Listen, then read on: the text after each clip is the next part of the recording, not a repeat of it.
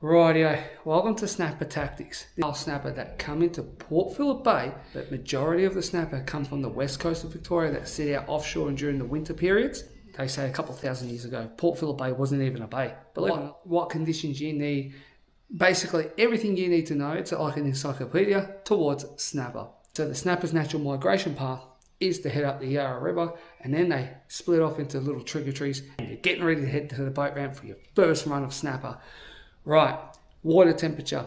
But I've got a lot of intel coming into this episode, so stay tuned. You're going to want to listen in. Peak times. Now, what I mean by peak times is your sunrise. What is going to coincide with that to help with those massive bite periods? What's the next key factor for a big snapper bite? Here we go. So you've got all those other factors. They've come into play. Great. You're set for a big session. But what the snapper will attempt to do is school up off fisheries. The snapper need that to feed their young. People don't fish that for snapper for some reason, but yet the snapper are coming up and down past that in the current. So you've got all those factors that play in, and they both work for boat and land based. Now, I've got another little bit of a tip for the boat based bikes.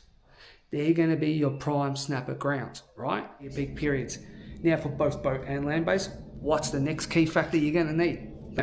So the depth for that early morning session. Stay tuned, there's a lot more content coming, especially all your tactics videos.